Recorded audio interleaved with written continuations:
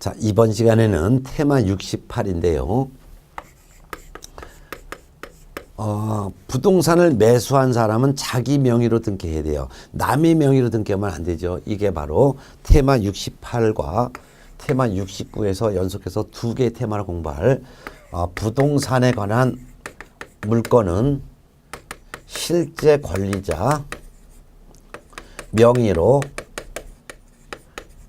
등기해야 되는 법률을 규정한 내용이에요. 그래서 여러분들 그 1차 과목 중에서 민법, 민사특별법 과목에서 배운 내용과 똑같은 내용이 이 2차 과목인 공인중개사법령 실무 과목에서도 부동산에 관한 물건은 실제 권리자 명의로 등기해야 된다는 내용을 규정하고 있는 법을 공부합니다. 이게 바로 부동산에 관한 실권리자 명의로 등기해야 된다는 의무 규정을 공부합니다.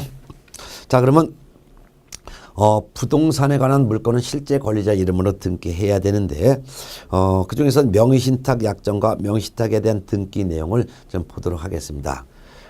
명의신탁이라는 거, 부동산 실권리자 명의로 등기해야지 부동산을 실제 권리자 이름으로 등기하지 않고 타인 명의를 빌려서 등기를 하면 안 되는데, 타인 명의를 빌려서 등기한다는 것을 우리는 명의신탁이라고 표현합니다. 명의신탁이라고 표현해요. 이거 명의신탁 하지 말아야 되는데 명의신탁을 하는 이유는, 왜 명의신탁을 하냐?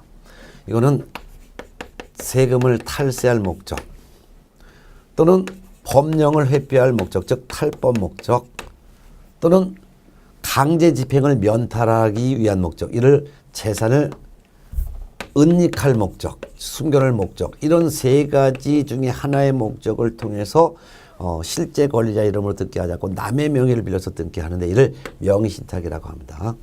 그러면 실제 소유자를 우리는 신탁자라고 부르고, 등기를 돌려받은 등기상의 소유자를 이를 명의수탁자라고 하는데, 두 사람 사이에 실제 권리를 남의 명의로 등기하기로 둘이 이렇게 약정을 한 것을 이를 명의신탁 약정이라고 하고, 명의신탁을 약정을 했으면 이거는 무조건 무효가 됩니다. 그리고 원칙적으로 수탁자 명의로 이 등기는 무효가 되는 것이 원칙입니다. 무효가 되는 게 원칙이에요.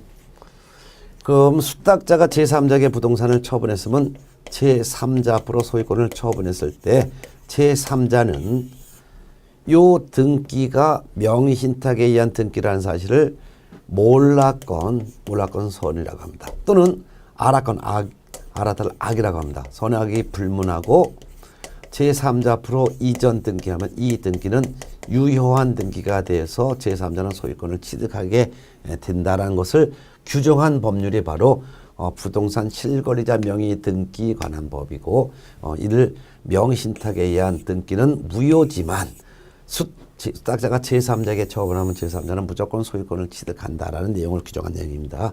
이런 내용의 기본적인 개념을 갖고 교재를 보도록 하겠습니다. 명의신탁 약정을 보겠습니다. 명의신탁 약정은 신탁자와 수탁자 사이에 서로 약속한 건데, 실제 소유자가 남의 명의로 등기를 돌려놓기로 서로 약속한 것을 명의신탁 약정이라고 하고, 명의신탁 약정은 무효입니다.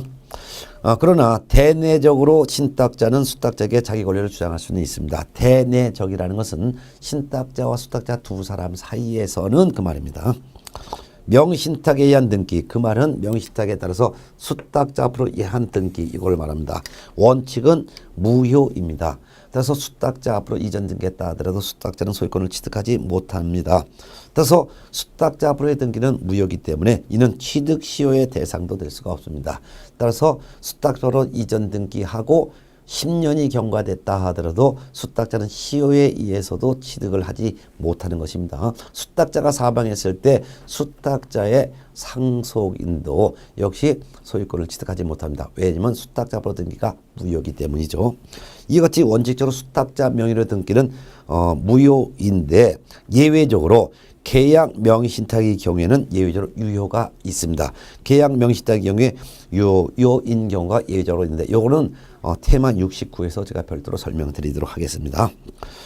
당부장 표시 봅니다. 수탁자로부터 권리를 이전받은 자는 제3자는 선악불문하고 권리를 취득한다. 즉 수탁자 면회 등기는 무효지만 수탁자로부터 소유권을 이전받은 제3자는 선악불문하고 소유권을 취득한다. 유효라는 뜻입니다. 명의신탁의 특례를 보겠습니다. 자, 다음의 경우에는 명의신탁에 해당하지만 조세 포탈 목적, 즉 탈세 목적도 아니고 법령 회피 목적도 아니라면, 즉 탈법 목적도 아니고 재산 은닉 목적이 아닌 경우에는 명의신탁임에도 불구하고 예외적으로 명의신탁에 따라서 수탁자 불허의 등기도 유효고 신탁자 수탁자는 처벌받지 않는다, 이런 규정을 해놨습니다. 어떤 경우인지 세 가지가 있습니다. 1번 종중 소유 부동산에 관한 물건을 종중 외자 명의로 등기한 경우, 두 번째는 배우자 명의로 부동산에 관한 물건을 등기한 경우, 세 번째는 종교단체 명의로 그 산하조직이 보유한 부동산에 관한 물건을 등기한 경우, 요 세 가지인데요. 세 가지, 즉 첫 번째는 종중 간의 명의신탁, 두 번째는 배우자 간의 명의신탁, 세 번째는 종교단체 간의 명의신탁. 요 같은 경우는 명의신탁이지만 이거 탈세 목적, 탈법 목적, 재산은닉 목적이 아닌 경우라면 예외적으로 허용하겠다, 그 말입니다. 그 다음에 이제 명의신탁 X, 그 말은 명의신탁 자체에 해당하지 않기 때문에 해도 된다라는 것입니다. 어떤 경우냐, 세 가지가 있는데요. 첫 번째, 양도담보, 가등기담보. 이거는 가등기 담보 등에 관한 법률에서 해도 된다라고 허용하고 있습니다. 즉 채권자가 자기 채권의 확보를 목적으로 채무자 명의의 부동산을 채권자 명의로 등기를 돌려놓는 것은 가등기 담보 등에 관한 법에서 해도 된다라고 하고 있기 때문에 이는 명의신탁 자체에 해당하지 않기 때문에 다 유효합니다. 그 다음에 2번 상호 명의신탁 등기, 이는 우리를 민법에 규정된 공유등기라고 합니다. 하나의 부동산을 수인이 공동으로 등기하는 거, 이거 민법에서 해도 된다라고 허용하고 있습니다. 세 번째, 신탁재산 등기, 이는 신탁법이나 또는 자본시장과 금융투자업에 관한 법에서 신탁 등기 해도 된다라고 허용하고 있습니다. 따라서 이와 같이 양도담보, 가등기담보는 가등기 담보 등에 관한 법에서 해도 된다라고 허용하고 있고, 이른바 공유등기라고 하는 이른바 상호명의신탁 등기는 민법에서 공유등기 해도 된다라고 하고 있고, 신탁등기는 신탁법 또는 자본시장 및 금융투자업에 관한 법에서 해도 된다라고 하고 있기 때문에 신탁등기도 명의신탁이 아니고 효력도 유효고 처벌받지도 않습니다. 자, 그럼 명의신탁을 하면 안 되는데 명의신탁자와 수탁자는 처벌받습니다. 명의신탁자는 오랫동안 오이 먹습니다. 즉 5년 이하의 징역형에 처하거나 2억 원 이하의 벌금형에 처벌합니다. 그 다음에 수탁자도 처벌받습니다. 수탁자는 신탁자의 2분의 1 처벌받습니다. 즉 3년 이하의 징역형에 처하거나 또는 1억 원 이하의 벌금형에 처벌을 받습니다. 또한 과징금을 신탁자는 형벌도 받고 또한 뿐만 아니라 과징금도 부여받는데, 이 과징금은 부동산 평가액의 30% 범위 안에서 과징금을 부여받습니다.